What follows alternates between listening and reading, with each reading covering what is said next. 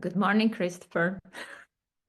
Good evening, Baiba. Let's pick up some topic that we want to talk about, and why not talk about mapping the language, which is something that we put at the core when we started to think about our idea, which we now call brandLingual.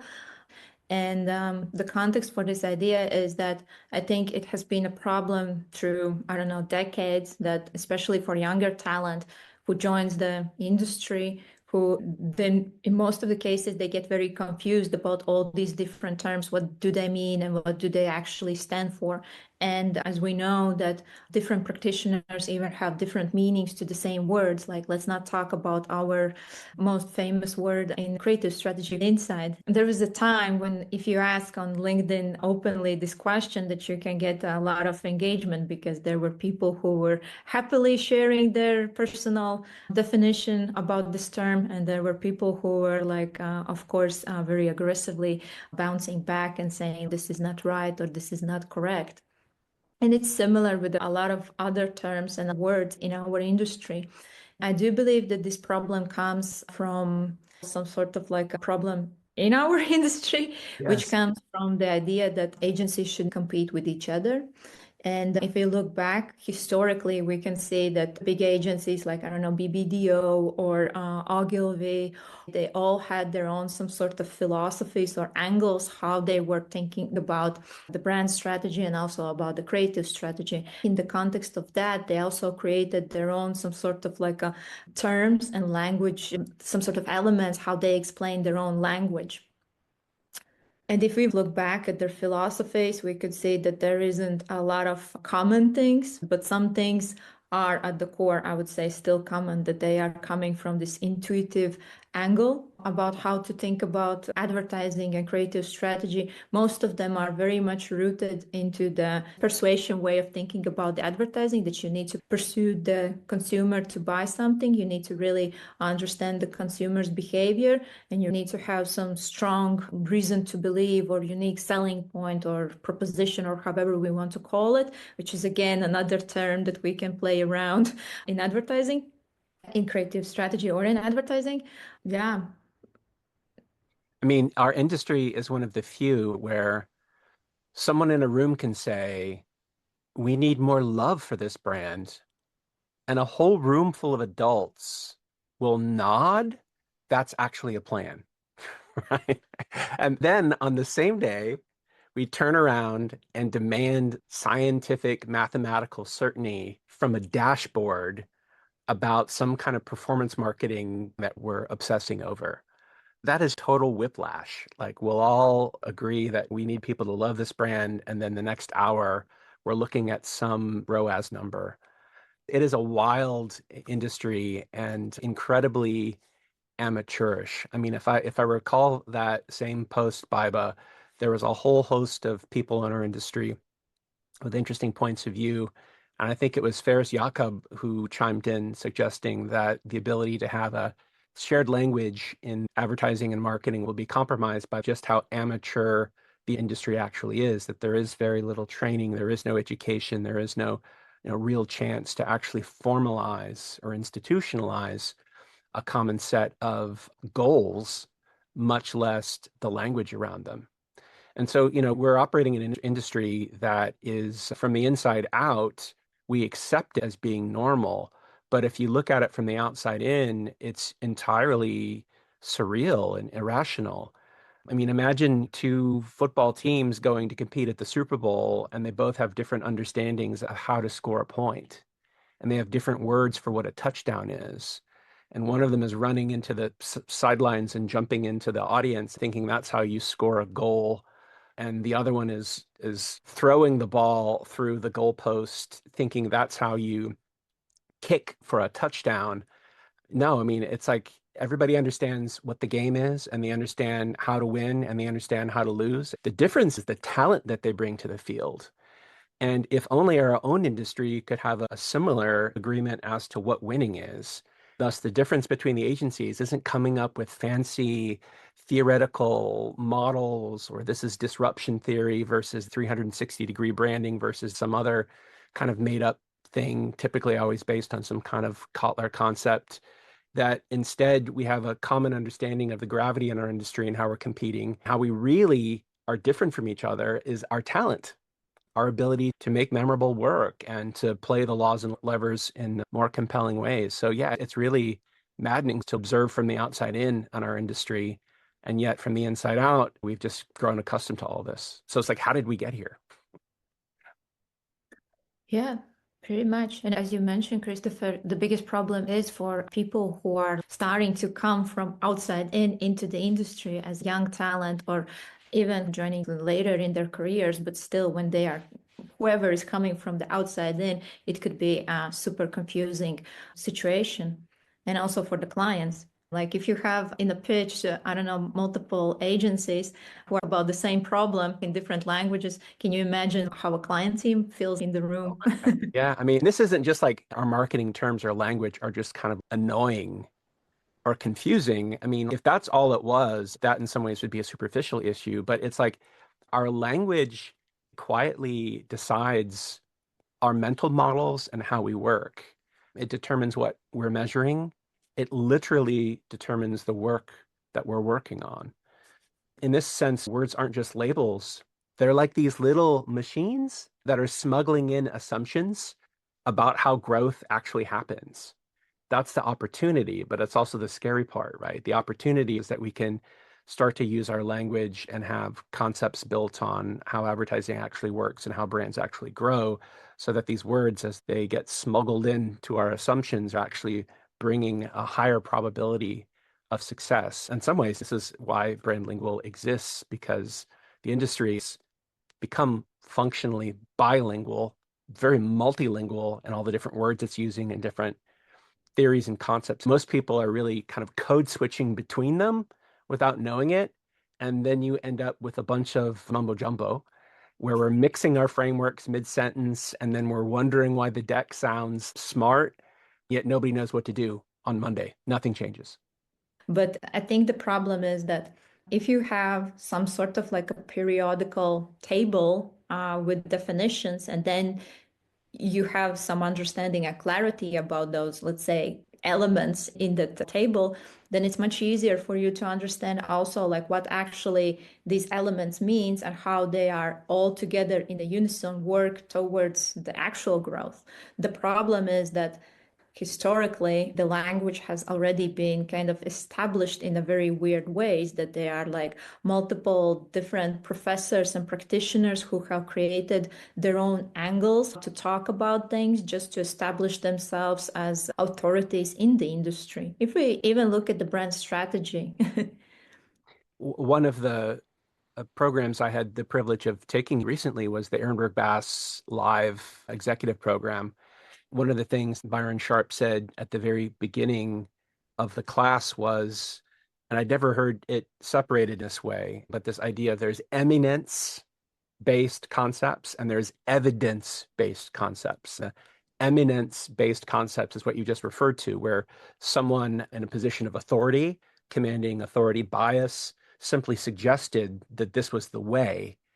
And through that sort of eminent domain, everyone just kind of followed and listened.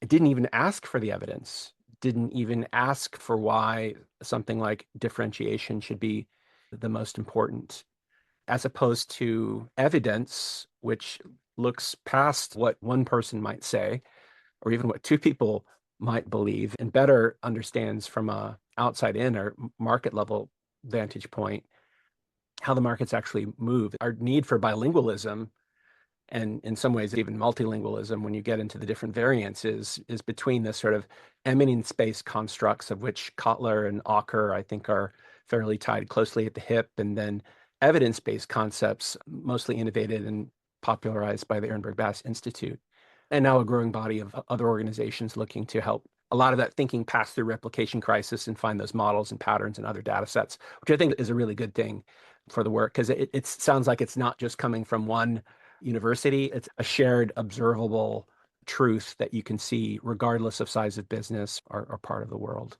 So we're stuck in the middle between eminence-based and evidence-based. I think it's important for people coming into our industry from outside perspective. I think for them, there needs to be almost like, I don't know, brochure or clear place where they can go and easily understand what are these key concepts and key terms, what they mean. But what we are facing is that we have multiple different, some sort of like websites and blogs and LinkedIn posts where people are just sharing their own philosophies or their own takes on what these terms and labels means.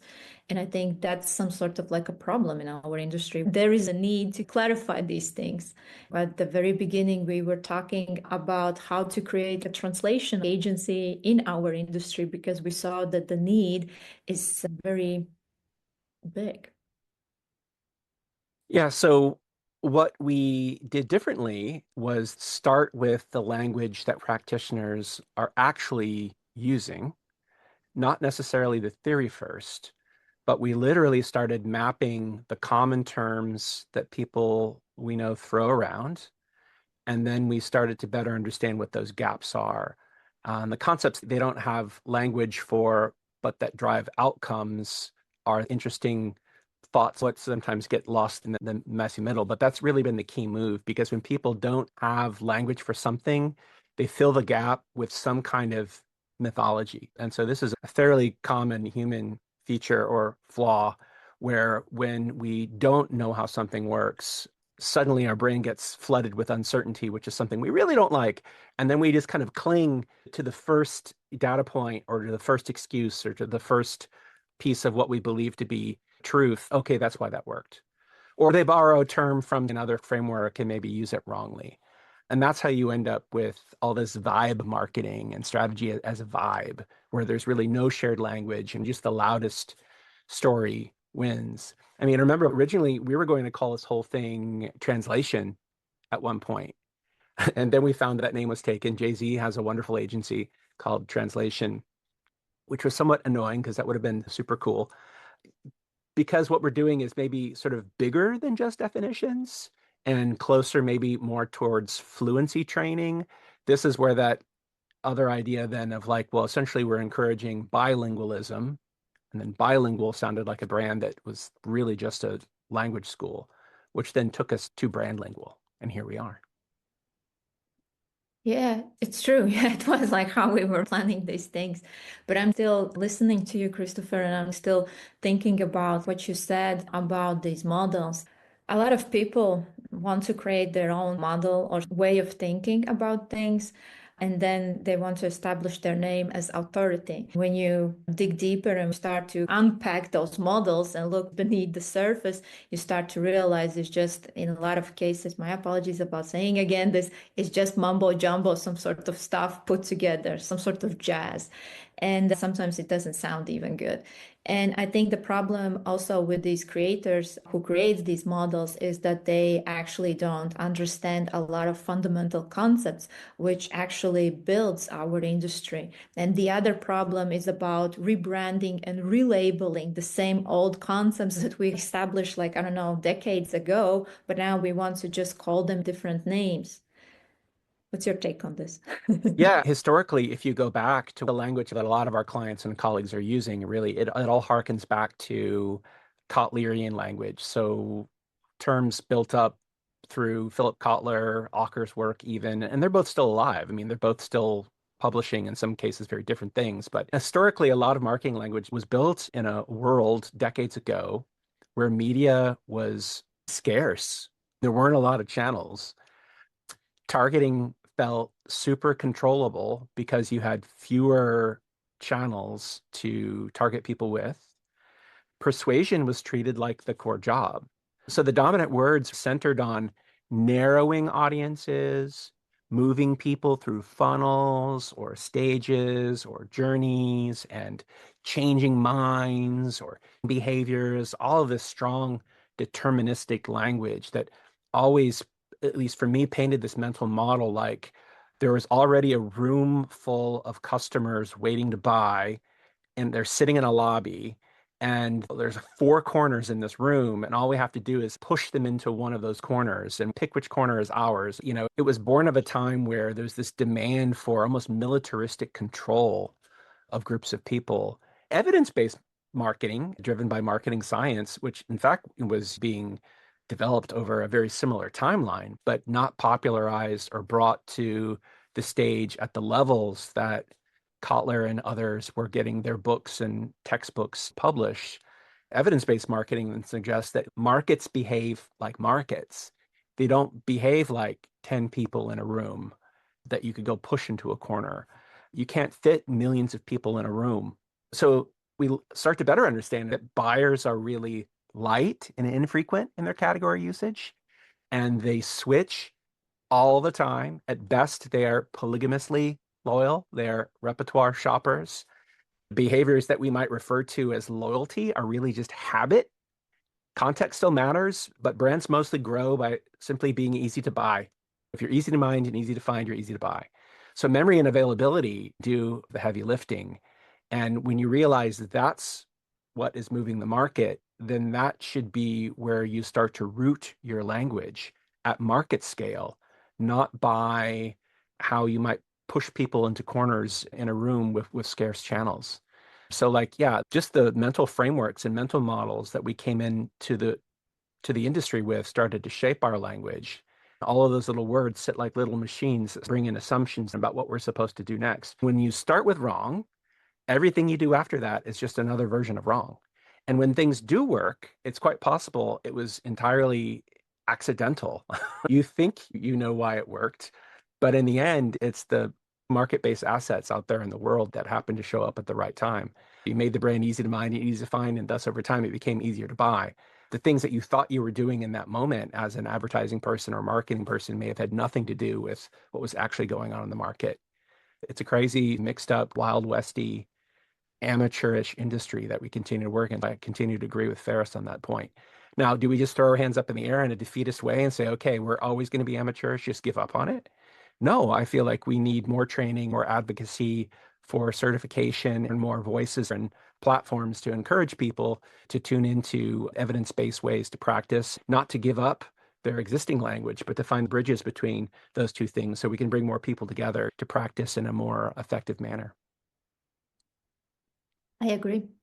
But I think the biggest problem will be for those who are coming into our industry as practitioners, doesn't matter on the agency side or on the client side, who read those books or who are like very familiar with those concepts, but who are facing the reality that majority is still kind of talking in an intuitive way of. And I think that's the biggest problem at the moment. And I think also there is a huge problem with global agency chains, which at least talk in some sort of similar manner across different agencies in the same global agency chain. And when everybody starts to talk, we can see what is happening.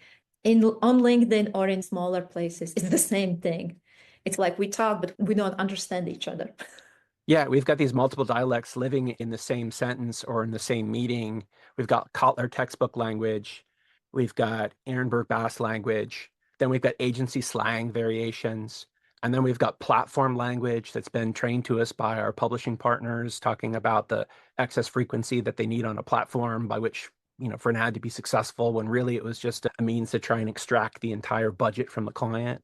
And then we've got all of our internal corporate politics. I can't tell you how many times I've got onboarded with a client. You start to learn that there's illegal words within their culture. Like you can't say this word or that word, or if you say this word, it means this because so-and-so thinks it means that. And when all that stuff isn't mapped, you don't get any clarity or richness for that matter. You just get constant, confusion. So for people who question why in the world you and I are even doing this at this moment in time, it's like, well, why aren't you doing it? Right? Why are you trying to fix this problem? It's a huge problem. And all of the time that we have left on this planet to try and get things done, time that we will not get back. I mean, money will come and go. And so this feels like a super important need right now. And that's why we're doing what we're doing.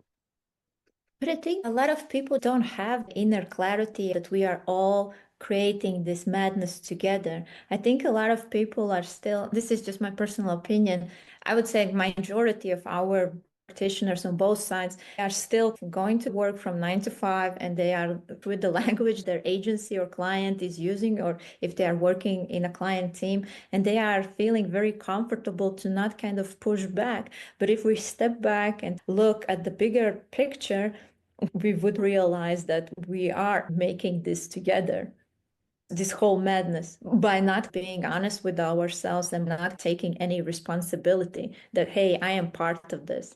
I am the one coming up with the new term or some sort of mumbo jumbo framework or model how to think about creative strategy or brand strategy. It's such a fragile thing when you start to realize that if all someone had to do in a room full of agency team members or clients was to ask the question, how do you think advertising works? No one would ever ask that question, right? Because I think for a lot of practitioners, it's a terribly scary question because it admits the thing that you don't ever want to admit in the room, which is maybe you don't know, and maybe you've been okay with not knowing, despite this being your quote unquote profession. And you lack the confidence to articulate that definition, much less defend it against what you might perceive to be eminence or louder voices in the room. When clients and agencies come together to start to do work together and aren't talking about how advertising works, how are they ever going to be successful together if in fact they have different definitions or objectives that they're looking to hit being articulated? Now, and I feel like it's a real fragile moment of most agency client relationships, or even agency within agency, when you're hiring new people and they're coming on. We're just assuming that everybody knows how it works. It's a really fragile moment that I don't see discussed enough. I think the other thing is that if we would open this question up in a client meeting about how advertising actually works, yes, as you mentioned, Christopher, a lot of people would have different explanation about what does it mean. And I think the concept is too scary or too big to be brought up. But I remember someone in a Strategy Pines group said that it's so nice to read posts on LinkedIn and also this kind of like a very authoritative or prominent strategy related platforms, like how brands should need to grow or what is the 60-40 balance by 𝗟Rහි𝗴𝗂 and Peter Field. But then when you work with the actual client, you see that the situation is completely different. You can't quote like, hey, Byron Sharp said this, or I don't know, 𝗟Rහි𝗴𝗂 said that. It's more about like getting your hands dirty and try to figure out like a lot of things that actually are not easy to talk about. It's being able to operate under pressure with that thinking. When we talk about fluency, it's not about memorizing a dictionary. It's being able to operate in the moment. So like you're hearing a word in a meeting and knowing what it implies or what it tends to cause or what it tends to undermeasure or overmeasure, and maybe even where it tends to break or just be completely useless. I think one of the things that we're going to be encouraging people is a method that is relatively simple. Anytime you hear a marketing term, quietly ask yourself 4 questions. One, what's the real world behavior underneath this word, right? Like, would this cause me to change something I'm doing in my plan today? 2, what mental model does the word imply? For example, when I hear a client ask about, well, what we have to do is we have to start with why.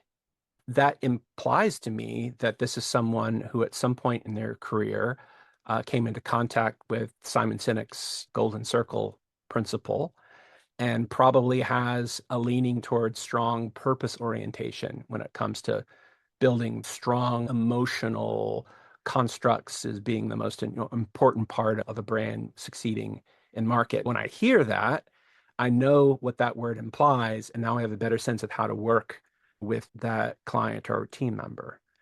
3, what actions does that mental model even actually produce? Is it going to encourage using advertising more as a means to persuade, as if advertising is always going to be a strong force? Or does it more admittedly understand how advertising works as a weak force, which is still essential and can still be quite effective, but is going to lean more towards salience? And so that's when you might be hearing a client talk about a concept of mental availability, assuming they aren't confusing that with awareness. And then the last question, which I think it would be number 4, what does the evidence say tends to work at scale? And that last question is the one that has completely blown my mind over the course of my career, realizing that so many of my own internal hypotheses or beliefs about how advertising works in marketing were based on mental models and hypotheses on how small groups of people cohabitate and work and think together, not how markets work at scale. So it's that last question, number 4, what does the evidence say tends to work at scale, is quite the kicker, because then it actually suggests that you need to seek out. And if you're wondering why that's an important question, working at market level is marketing, right? And when you don't understand how things scale at market level, that's why marketing can feel so hard.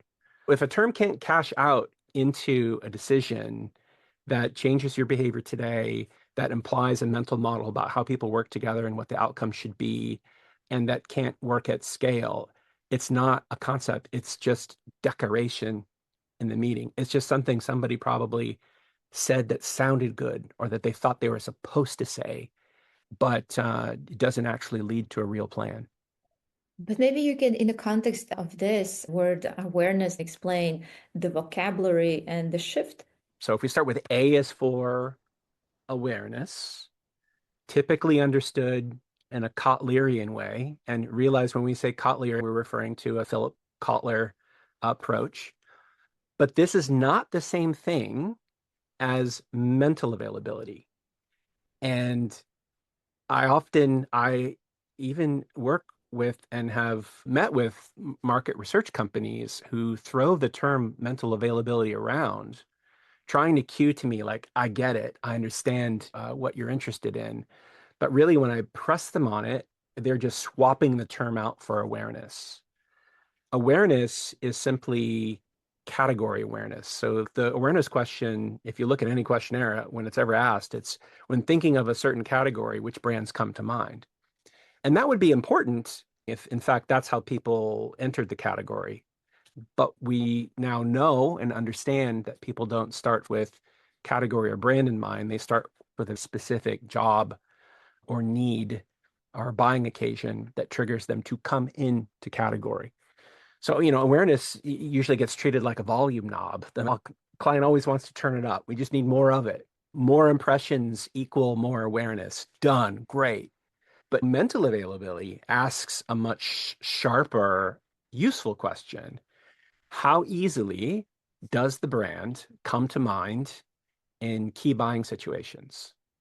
And that shift completely changes the work. Instead of how do we raise awareness, the question becomes, in which buying situations do we need to be remembered? And then what cues will actually trigger that memory in those moments? Awareness is just being known in the category, and mental availability is being remembered at the moment it actually matters. And so the practical tell here is that if your awareness work doesn't specify the buying situation, it usually just turns into some kind of generic messaging thing. And then everyone acts surprised when it doesn't actually translate to sales. Awareness, which is not the same thing as mental availability. If you're measuring awareness, fine, but if you're not measuring your mental availability, then your ability to actually act upon it is going to be compromised. I think it's hard for a lot of people to understand that awareness is not the key thing, and especially I think it's hard for creative department because it's the most exciting thing to create an awareness, to create these interesting and exciting, cool ideas. But then if you are like marketer on the other side, you need to think about the mental availability. It's not, as you said, like just to create awareness and then kind of like not succeed in the sales. And that's, I think, the biggest problem and the most common thing that is happening. And I think it is one of those things why those 84 or 86% campaigns are failing, because the goal for the campaign is not right. A key majority of that 84% of work not working was probably born out of the idea of let's just turn the volume knob on awareness. And essentially, the ad had no distinctive brand assets being used. It was very difficult to ever tell who the ad was being sponsored by. and everyone was expecting people to be so enraptured with the storytelling that they would stay to the last 3 seconds where the logo was hidden to kind of pop up and then disappear. And it was all probably created under the mantle of we're turning the volume up on awareness. But in the end, it certainly did not. And then B would be for brand. Brand is a memory, right? But now let's think of it this way. So brand image is usually, from a Kotlerian standpoint, where most people think of as being a vibe, a style, a manner, a tone. They think of it much more closely as branding, as Ethan Decker referred to as brand with the little b, versus brand memory, which would be an evidence-based concept, which is predicated on the idea of some type of associative network. This is a particular subject that brandLingual has a great deal of interest in wanting to further along and better understand our current, most modern understanding of how memories are informed, formed, and encoded. Whether there's enough settled science around that subject is something that we want to continue to dig into, but needless to say, brand image language often leads to, well, what do they think of us? How do they feel about our brand? And this can totally just spiral into preference theater and all sorts of positioning theater, whereas brand memory really forces a very different frame. What gets encoded, um, what gets retrieved, and what gets refreshed over time on behalf of that brand. It recognizes that the natural state of memory is to decay, and that in fact people are constantly forgetting, and thus our ability to be out in market refreshing those brand memories increases the odds of our brand being chosen.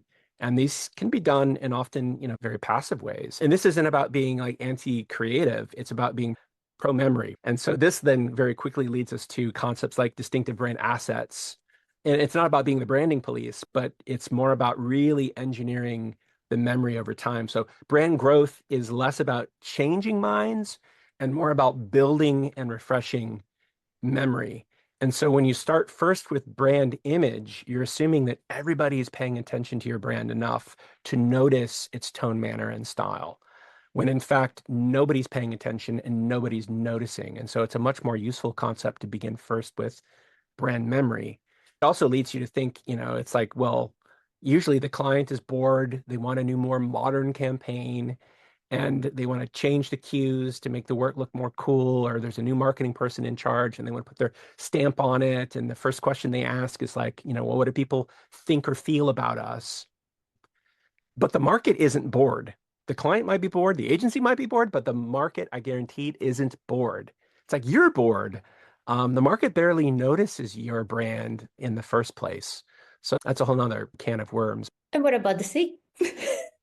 What about the C? Yeah, so Consideration. consideration. Thank you. Yeah, okay. Consideration. Consideration. C is for consideration. And again, all of these words exist in Oxford, Webster, Merriam. I mean, all the different, English, language dictionaries. So these words exist and people know them and understand them. So the point here isn't about, erasing these words. It's like when they're being used is better understanding what is the machine underneath that is being considered, and then how it might direct someone to then go off into market. And so I think for consideration, we can actually do a nice C to C, right? So consideration, which would be a couple rungs down, actually the first rung down most funnels, often used in more classic segment target positioning approaches. So you've got consideration versus, say, category entry point, right? So consideration actually implies deliberation and comparison. It takes us back to, again, that visual model of you've got a group of people, customers already in a room. Oh, they can't wait to buy. They're all in category. They can't wait to buy. And they are quietly assessing all of the different brand options and doing their homework and comparing their bullet points.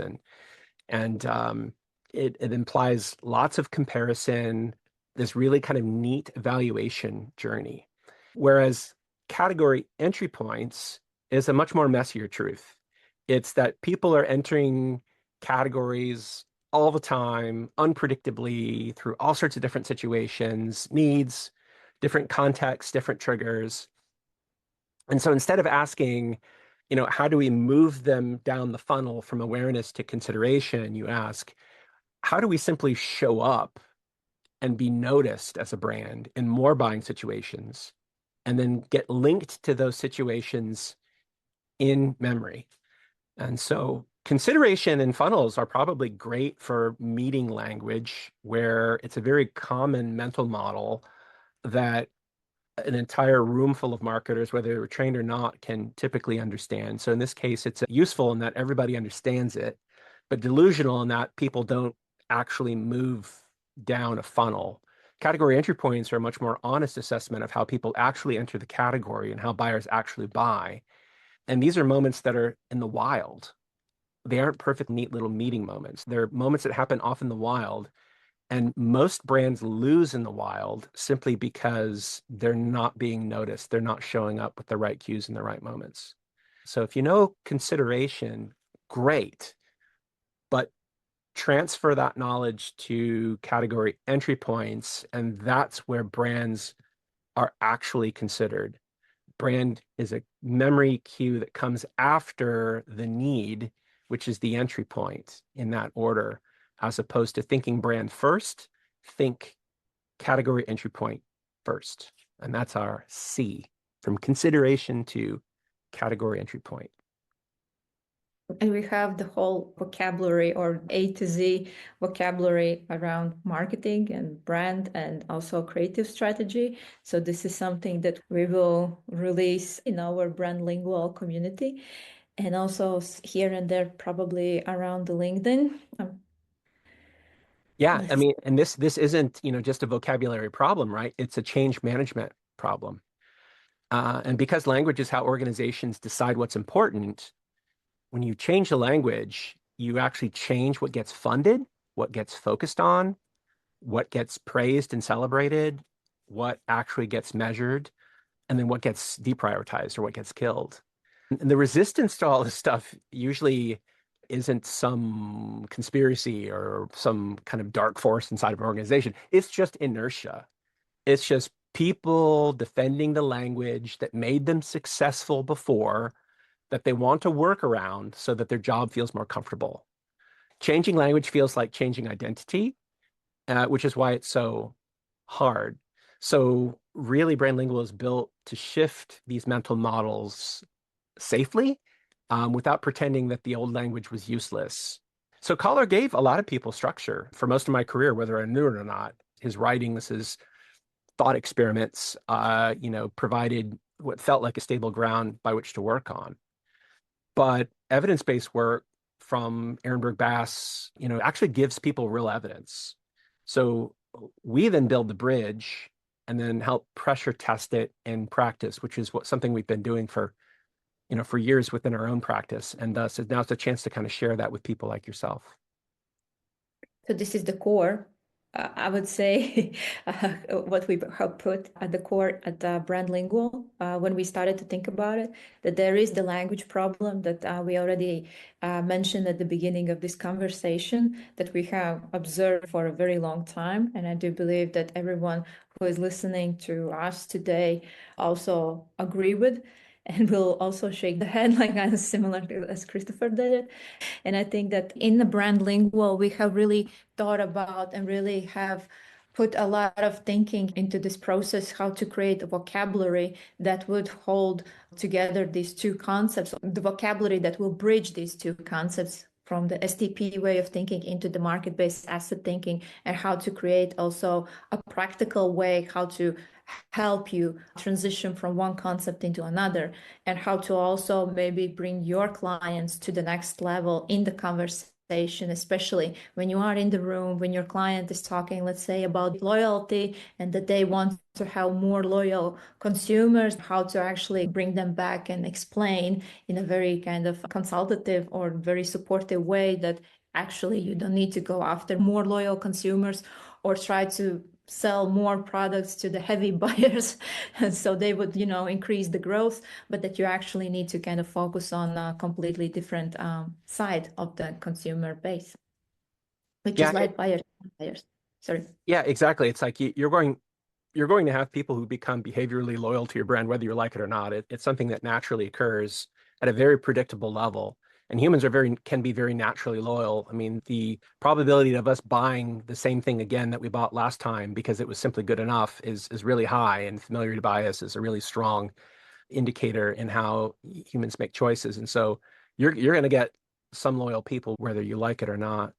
But you raise a good point, Baiba. I mean, maybe this is a very simple test. I mean, if you want to know whether your organization has a language problem or fluency issue, listen for words in meetings that create fog or swirl, right? It's words that everyone uses or loves to use, but nobody can turn into an actual decision that never seems to actually change what you do tomorrow. In fact, send us a term that causes some kind of fog or chaos in your own organization. And it could be just one word that reliably turns a meeting into just some kind of like scavenger hunt of what to do. And we could map it, translate it, and show you when and how it tends to break and when and how it tends to work. That could be a fun thing that comes out of this. Because, fluency isn't just knowing the words, it's actually knowing what the words do, and then what you should be doing as a practitioner, whether you're agency, client side, I don't care. So that could be a cool thing that we ask people to submit, and I think we just did. So go ahead and submit it, and we'll map it out for you.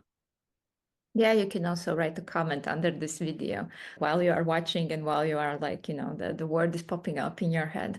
We will still pick up your comment and we will still work around it and we will get back to you either with a podcast episode or either on the LinkedIn with a post. Maybe we'll even invite you on and we'll talk to you about it in real time. Because we believe that there is a language problems in a lot of places and there's like a place for more fluent people to come in or more fluent people to be in the room to kind of manage the conversation. Because I do believe that also a lot of people have some sort of inner fear or some sort of insecurity to say it aloud, like, hey, I actually don't understand what the hell you are meaning with, I don't know, brand image or, I don't know, loyal consumers or, I don't know, fandoms or whatever. Are they actually effective ways how to, approach the business or how to think about the growth of the business? And I think this is also something that brandLingual is planning to solve with our course programs and with our training to give you this confidence that it's okay to open up and also ask the questions and also to bridge the gap. Like if the people in the room or part of the room don't understand like what is going on, that you could be the voice in the room who is like, bringing the light and understanding and clarity. So all the teams could work more in alignment. 100%. I love that. Maybe on this note, we can kind of finish our today's episode. It was super nice to have this conversation with you. It was very refreshing to listen again your take on the vocabulary, even if I heard only 3 letters explained from intuitive way of thinking into the evidence-based way of thinking. So thank you, refreshing my memory. Yeah, we could have gone from C to D, and I only assume you can imagine what D would be: differentiation to distinctiveness. But enough has been said about that. But of course, we've got a point of view on that. But yeah, we look forward to joining you next time on this podcast. But more excited are we to join you inside of brandlingual.co, join one of our course programs. And in fact, one of our upcoming webinars that we'll be launching here that will help expose more of this thinking writ large for an hour and a chance to interact with many of you during an interactive Q&A. We'll look for more on that in the future. But with that, good evening, Baiba. Yeah, and have a nice rest of your day, Christopher. Thank you.